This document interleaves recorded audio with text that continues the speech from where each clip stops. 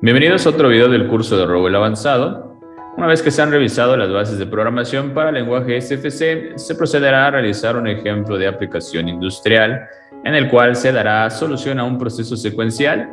En este caso, se pretenderá sentar las bases de una programación estandarizada. Para ello, vamos a definir diversos elementos que nos permitirán desarrollar un código correctamente estructurado y mantenible, tanto para nosotros que lo hemos programado como para los demás programadores que conozcan el estándar. Claro está que la forma de resolver este proceso es una propuesta, ya que en el campo industrial podemos encontrar diversas formas de solucionar procesos puramente secuenciales. En este caso, el proceso a resolver es el siguiente. Supongamos que tenemos un proceso de ponchado sobre alguna máquina o estación. Dentro de este proceso de ponchado, la secuencia en automático se compone de los siguientes pasos. Para ejecutar el paso 1, primero se deben de evaluar todas las condiciones de seguridad OK. Se debe de evaluar que el sistema esté posicionado en home, que se tenga activo el modo automático, que se tenga la condición de pieza presente y que se presione el botón de inicio de secuencia. Con esto se activaría la acción de extender seguros.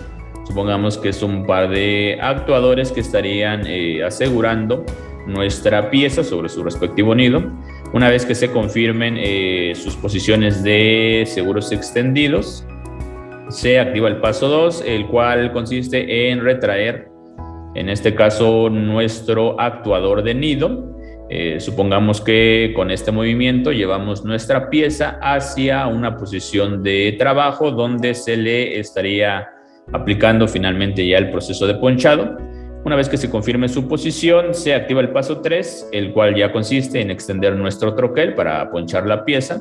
Una vez que se confirme su posición de troquel extendido, se envía el paso 4, el cual estaría retrayendo nuestro troquel. Una vez que se tenga la condición de troquel retraído, se estaría enviando la señal de extender nido, la cual nuevamente ya llevaría nuestra pieza a una posición donde pueda ser retirada por el operador. Una vez que se confirme su posición de nido extendido, se estaría enviando la señal de retraer seguros, correcto. Y finalmente, para reiniciar mi secuencia en automático, necesito evaluar que ambos sensores de seguros retraídos se encuentren, se estén activos, y aparte que se tenga la condición de pieza no presente. Dentro de este mismo proceso o SFC se considerará también la secuencia a home, correcto. Para ello se tendrían que evaluar las siguientes transiciones. Para ejecutar el primer paso de home, desde luego que se tienen que cumplir que las condiciones de seguridad se estén evaluando correctamente, que el sistema no esté posicionado en home. Este es un estado que más adelante definiremos. Que el sistema esté posicionado en modo manual y que se haya presionado el inicio de la secuencia a home.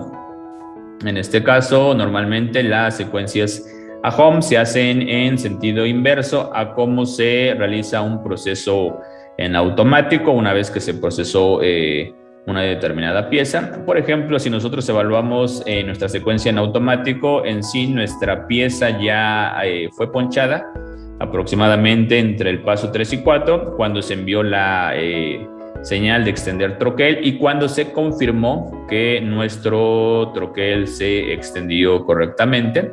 Y este sería nuestro punto de partida.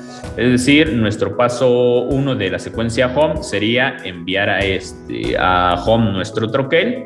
Una vez confirmada su sensor, que en este caso sería el sensor de home de troquel retraído, se estaría enviando la señal para enviar nuestro nido a home. Igual, una vez confirmada su posición, que en este caso sería la de nido extendido, se estaría enviando la activación para enviar a home nuestros seguros.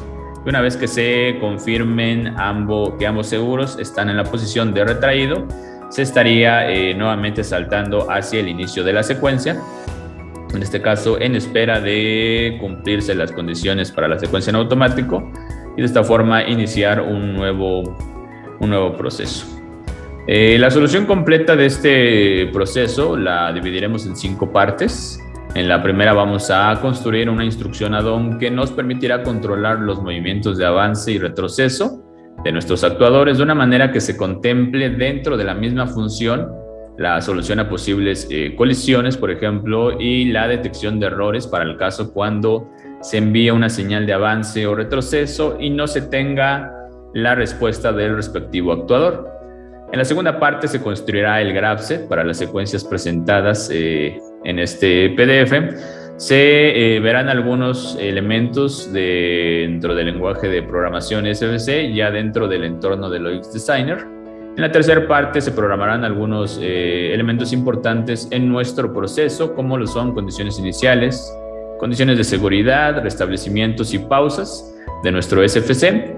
En la cuarta parte se integrarán todos los elementos para finalmente lograr el movimiento en la secuencia deseada de nuestros actuadores. Finalmente, en la quinta parte se verificará el funcionamiento de todo el sistema, simulando todo nuestro proceso mediante FluidSim. Se procede entonces a crear nuestra instrucción add-on en esta primer parte. Para ello abrimos el entorno del UX Designer. En este caso vamos a definirla. Aquí ya la tenía yo definida, la voy a borrar. Vamos a hacerla desde cero. En este caso vamos a dar clic contrario sobre la instrucción add-on, nueva instrucción add-on. Vamos a definirla como control actuador add-on instruction. Clic en OK y en la definición de parámetros de entrada y salida vamos a realizar lo siguiente. Primero vamos a empezar definiendo los parámetros de entrada. Nuestro primer parámetro de entrada sería in. Vamos a definir un parámetro denominado mando mantenido, un parámetro de entrada del tipo booleano. Más adelante estaremos explicando su funcionamiento. Siguiente parámetro de entrada sería in presión de aire OK. Igual es un parámetro de entrada, elemento del tipo booleano.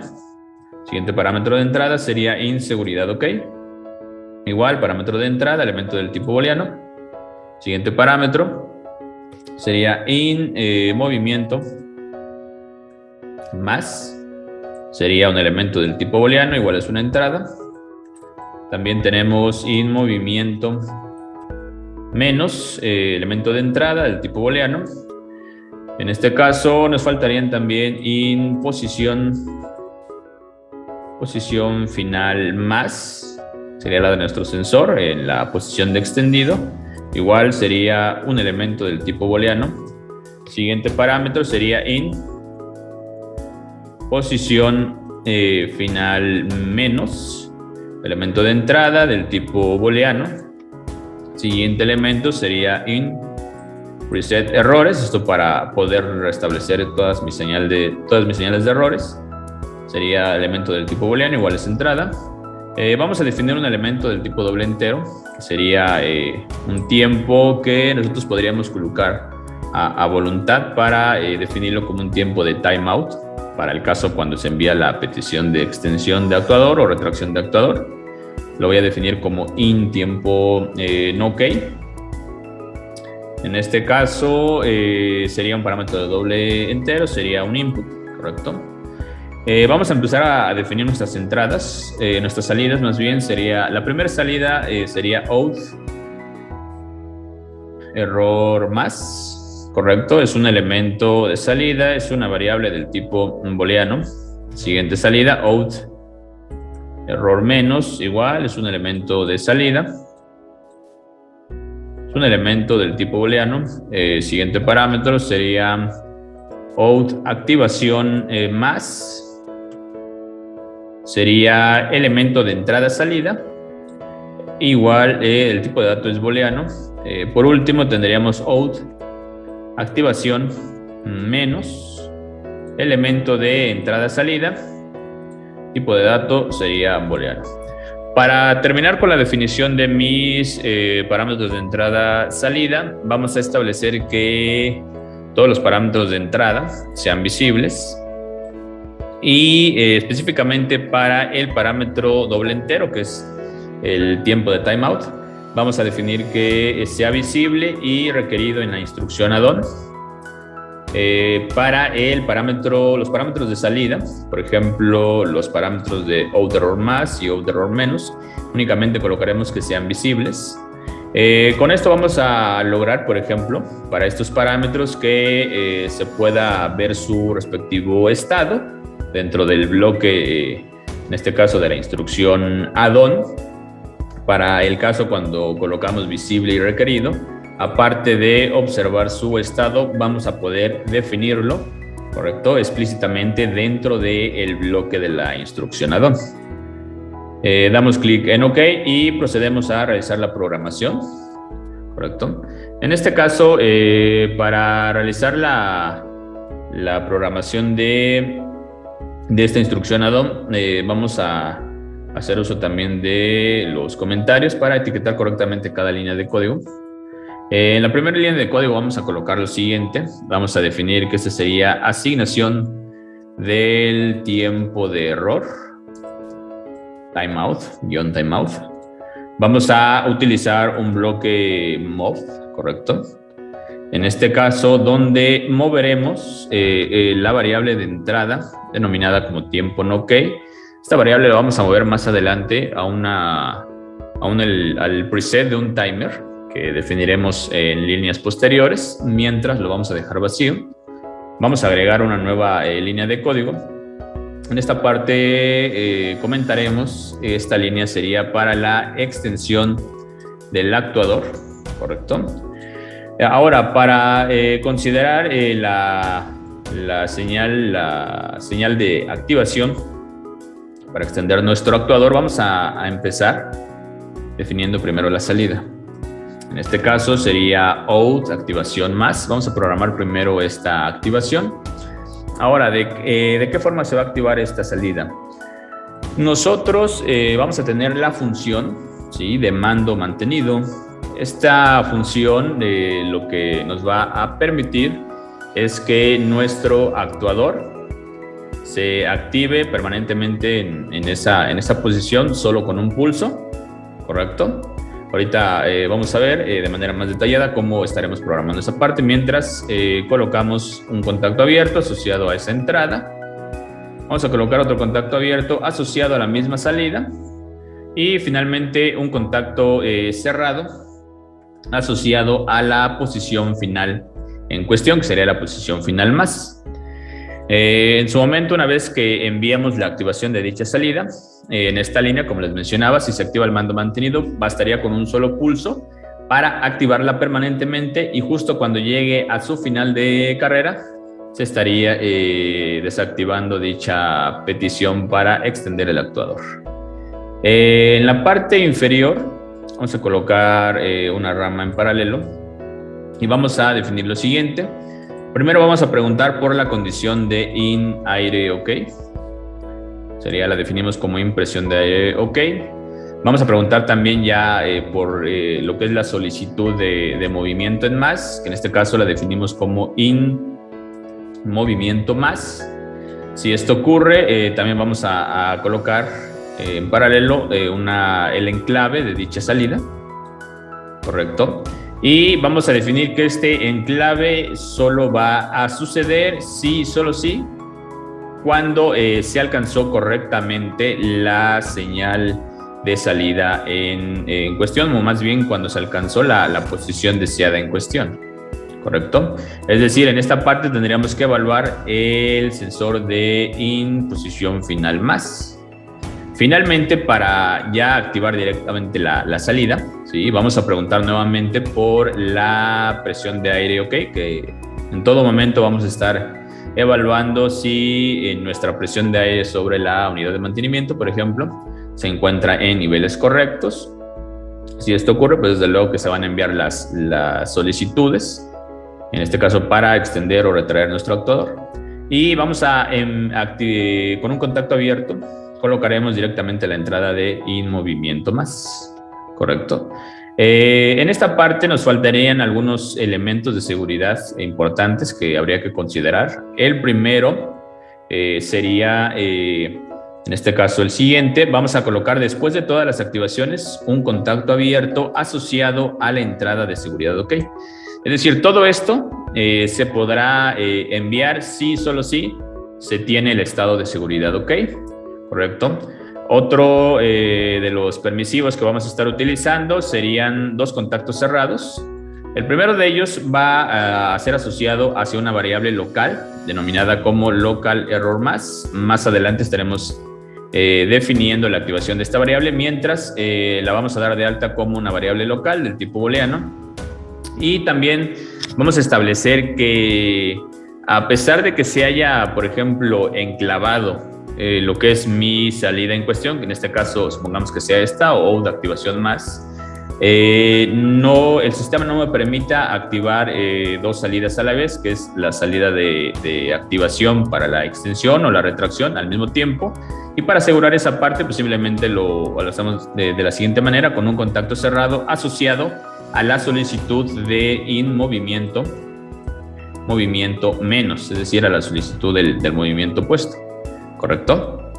En un sentido similar, nosotros estaremos programando la activación para la retracción del actuador. Voy a copiar esta línea, en esta parte vamos a cambiar lo que es el comentario del renglón.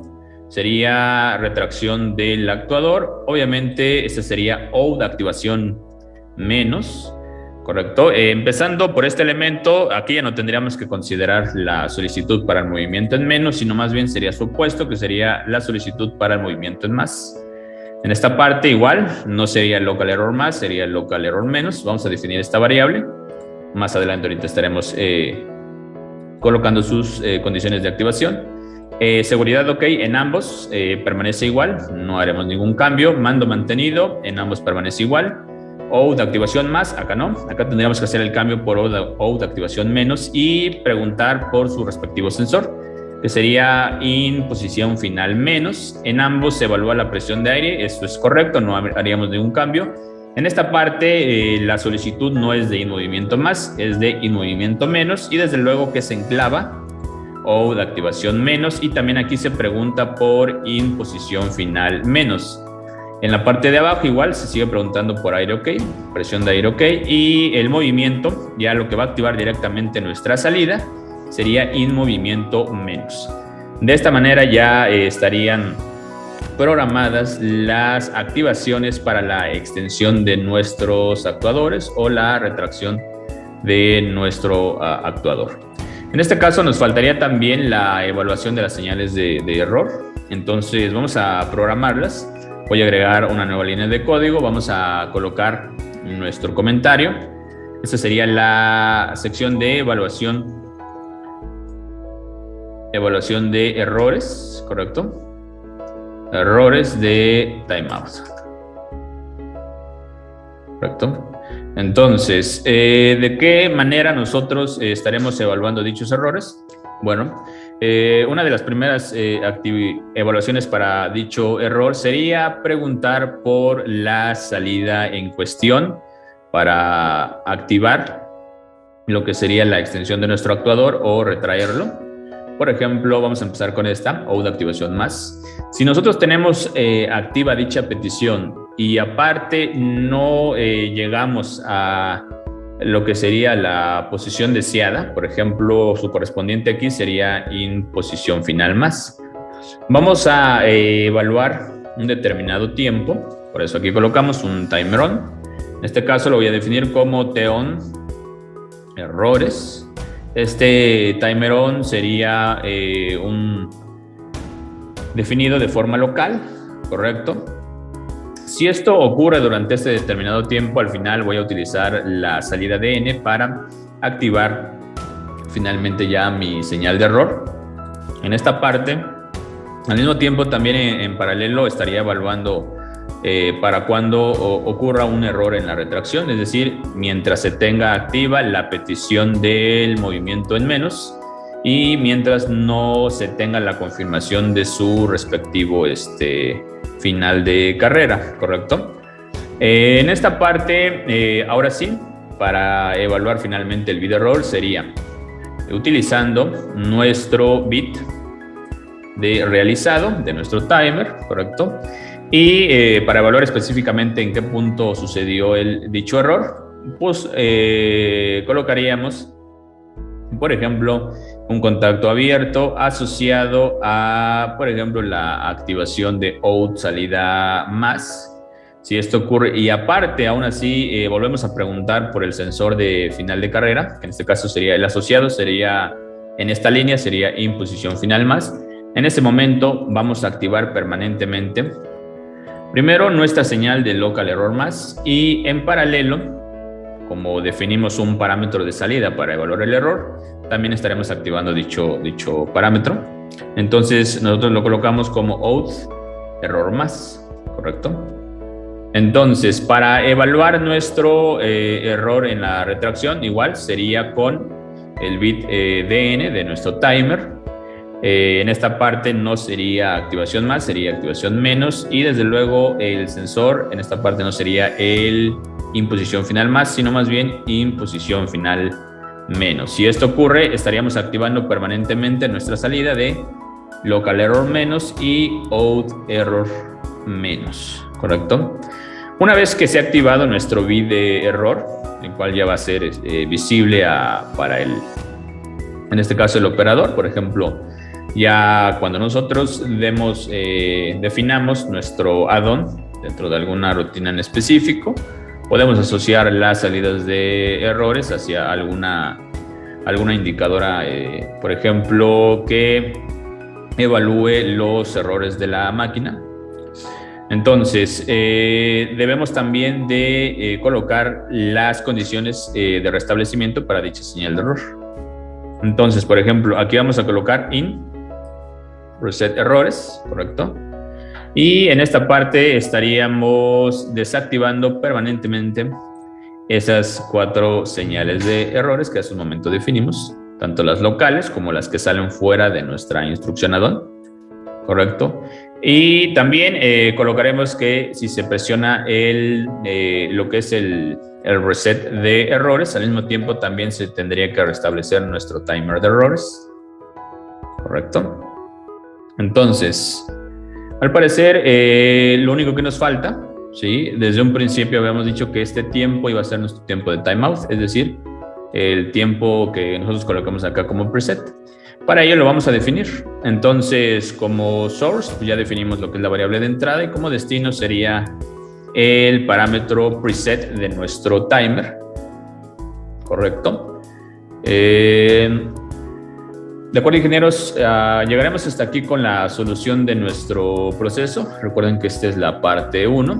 Aún nos faltan algunos otros elementos que estaremos revisando más adelante. Hasta el momento, pues ya hemos construido correctamente nuestra instrucción add-on, ¿sí? Para realizar las activaciones de extensión y retracción de nuestros actuadores. En este caso sería para un actuador en sí. Si nosotros vamos a utilizar más de un actuador, pues tendríamos que realizar, dar de alta varias instancias de esta instrucción add-on, ¿de acuerdo?